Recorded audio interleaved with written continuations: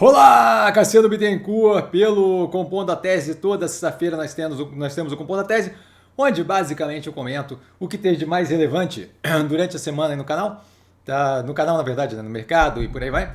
Tá? E a gente tem aqui embaixo na descrição desse vídeo os links para as matérias que eu abordo aqui, para quem quiser aprofundar um pouco mais, se inteirar um pouco mais dos assuntos. No final, a gente tem os podcasts. Sempre bom começar com um disclaimer, o que eu falo aqui nada mais é do que a minha opinião sobre investimento. A forma como eu invisto não é, de qualquer forma, um modo em geral, indicação de compra ou venda de qualquer ativo do mercado financeiro.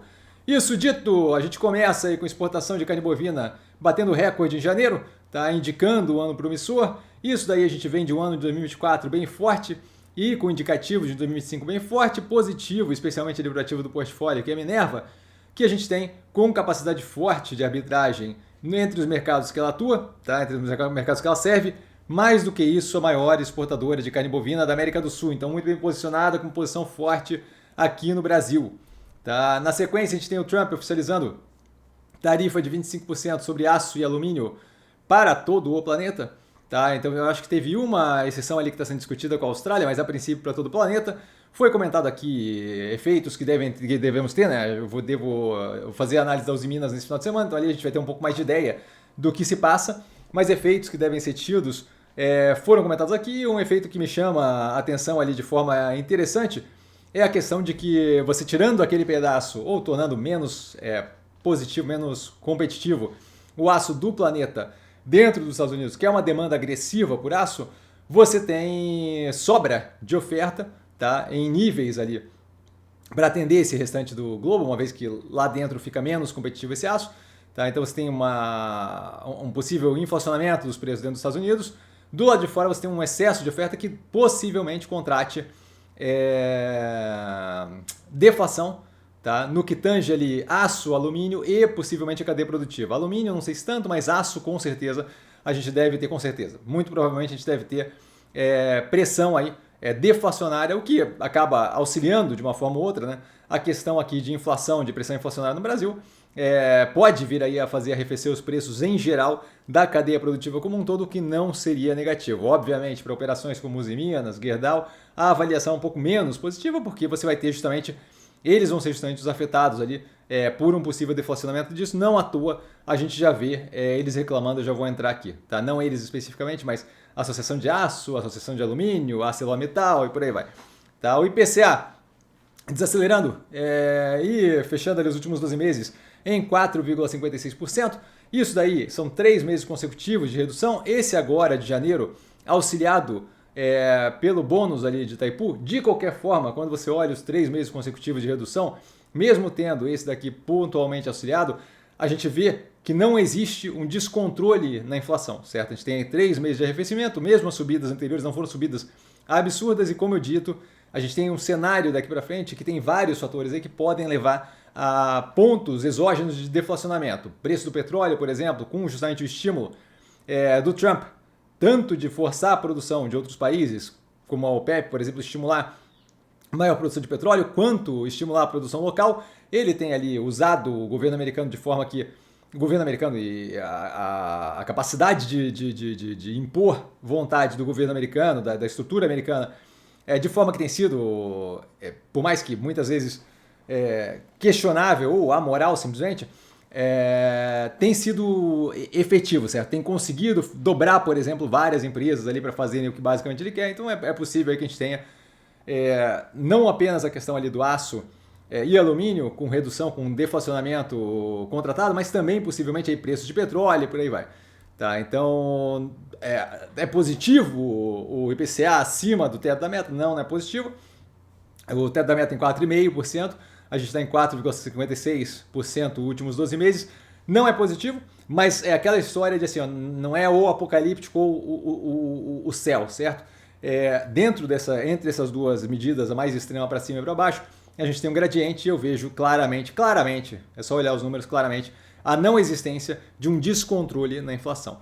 Na sequência, a gente vê justamente o que eu tinha dito aqui, né, o setor de alumínio do Brasil temendo a enxurrada de importações e cobrando reforço em defesa comercial. Não sei o quanto o governo, essa parte também vai ser interessante de ver, não sei o quanto o governo está disposto a lutar contra uma pressão deflacionária que afeta algumas operações, mas que no geral, no agregado, deve ser positivo para a redução da inflação, especialmente pelo ponto da última pesquisa que saiu da Datafolha, com queda forte na popularidade do governo. Isso daí deve ser mais um ponto de pressão nessa direção. Tá? Então, não sei se o governo está muito disposto a atuar. Anteriormente, a gente viu eles também, não alumínio, né, especificamente, mas aço, apostando ali numa atuação do governo. E eu falei durante as análises que, olha, não vejo nenhum interesse do governo de atuar para inflacionar a cadeia produtiva. Então, não sei se nesse momento a gente vai ver de novo. Tá? E a gente tem também o CEO da ArcelorMittal, e aí tiveram outras matérias com grupos de interesse de aço e por aí vai. Mas o CEO da ArcelorMittal dizendo justamente a mesma coisa de inundação, mais ou menos a mesma coisa ali, que a galera do alumínio falou, de inundação de aço da China no Brasil. Eu acho que não é nem a questão da China, é um mercado global. Quando você quando você torna menos interessante a exportação para os Estados Unidos e o mercado dos Estados Unidos começa a demandar mais de dentro, porque ganha competitividade do que de fora, você vai ter uma sobra de oferta de fora. Não é o tipo de operação que você consegue parar do dia para a noite, certo? Você não vai parar um alto forno ali. Muitas vezes é melhor você vender com um delta delta perda operacional, e ainda assim diluir o custo fixo do alto forno como um todo, e por aí vai um monte de questão técnica operacional, de modo que você vai ter, pelo menos no curto prazo, uma oferta muito maior fora dos Estados Unidos para o mesmo mercado que tinha antes. Isso daí vai claramente causar deflacionamento do preço. Dentro dos Estados Unidos você vai ter, muito provavelmente, algum nível de inflacionamento no preço. Tá? Então, volto a reforçar. Dinâmica aí que acaba, tecnicamente, dependendo de como for tocado, acaba tendo efeitos positivos aqui para a dinâmica inflacionária do país como um todo. Para as operações, especificamente, acho que não. E aí a gente vai fazer análise, mas para a dinâmica inflacionária do país, acaba sendo positivo. A gente teve setor de serviços, com uma queda de meio ponto percentual, 0,5% em dezembro, tá? E vindo de um 2024 forte, crescendo 3,1%, só para informar mesmo.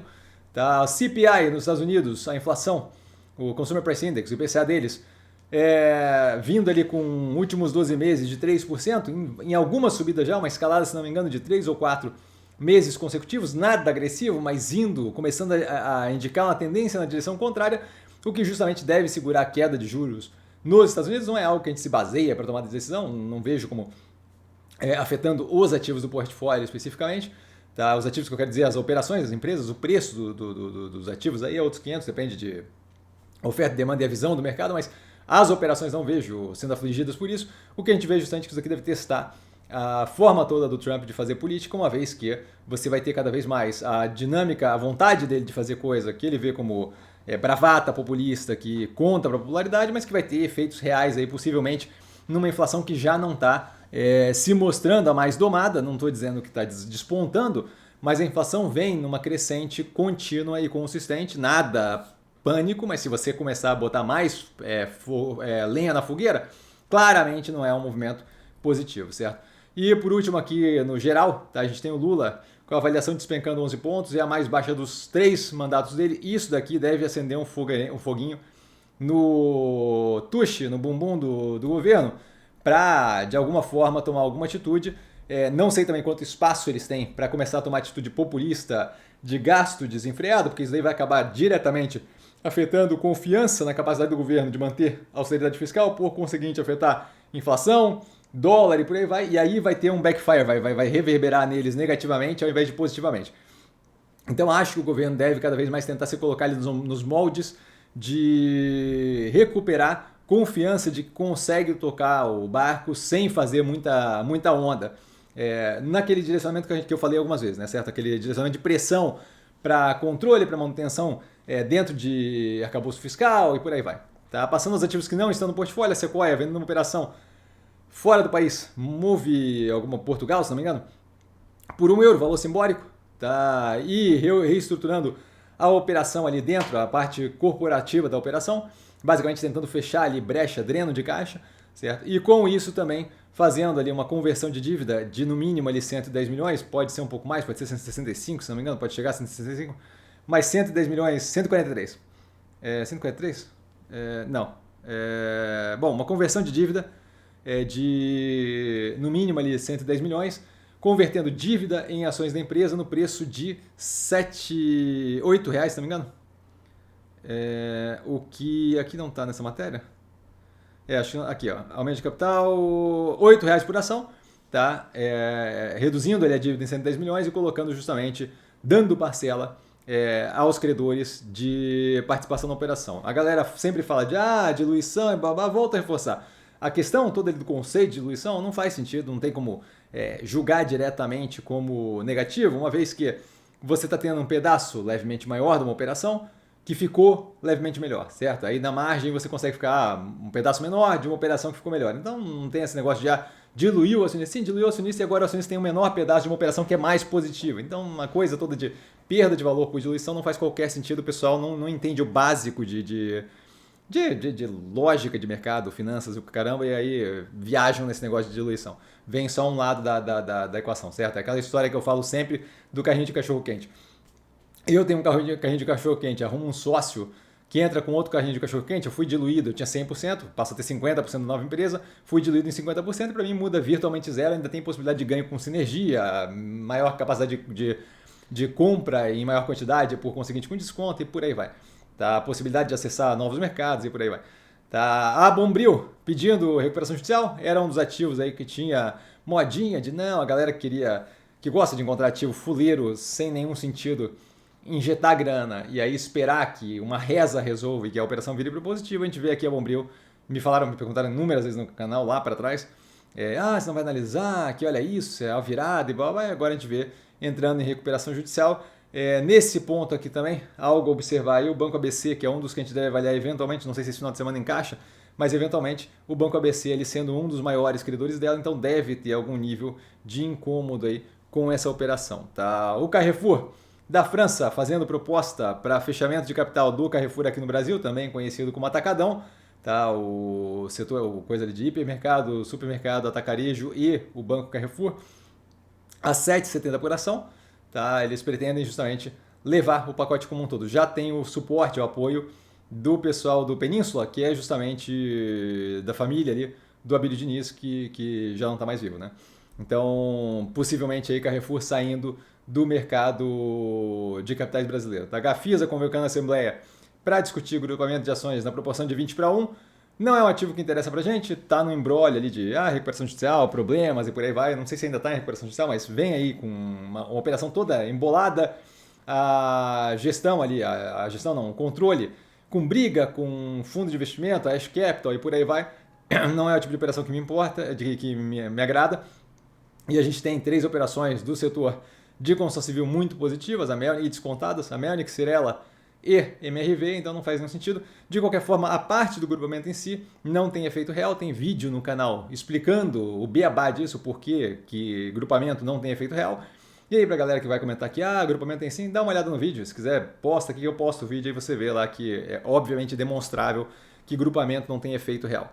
Tá? Passando, a gente tem a Vale lançando um projeto a ser desenvolvido de 2025 a 2030 no valor de 70 bilhões de reais em Carajás, tá, para expansão de mineração de ferro e cobre.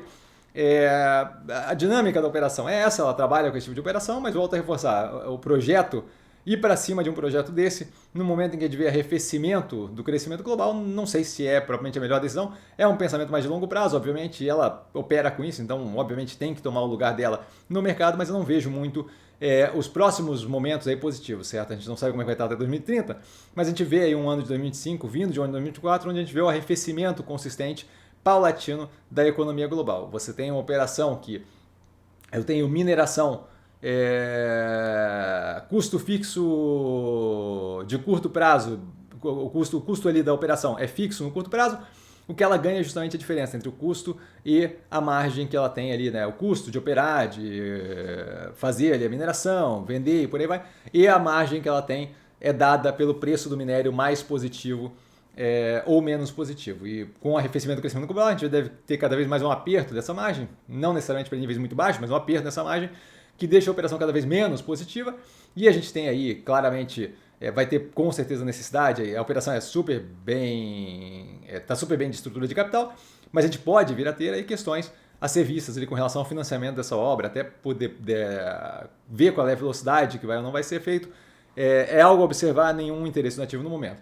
Tá? Por último, aqui dos ativos que não estão no portfólio, a gente tem a Renova, tá saindo de recuperação judicial, aprovada ali pela Justiça de São Paulo, o que coloca a operação aí em linha para eventualmente poder voltar a ser avaliada, deixa de ter aquele sigilo todo de uma recuperação judicial, deixa de ter aquele problema todo de não saber qual é o resultado que pode sair dali, como vai ser a negociação, o que pode ser feito, mas aparentemente a operação cumpriu tudo do plano de recuperação judicial. Aos ativos do portfólio, a gente tem Paulo Camargo deixando de ser CEO da Zemp após 7 meses, a Mubadala buscando ali alguém que tenha mais prática agora que passou esse momento de compra das operações de Starbucks e Subway, alguém que tenha mais prática em lidar com uma operação com vários restaurantes diferentes, certo? Então, assim, nada de negativo, pura e simplesmente uma mudança de dinâmica com mudança do capitão ali do barco. Tá? A Minerva apresentando uma nova proposta para a aquisição das 3 plantas que faltavam da Marfrig no Uruguai. Eram 16 plantas no centro de distribuição, faltam 3, a gente tem 13 já sendo integradas, faltam 3 lá da Marfrig no Uruguai, de acordo com a resposta que se teve ali do órgão que regulamenta a competitividade no Uruguai.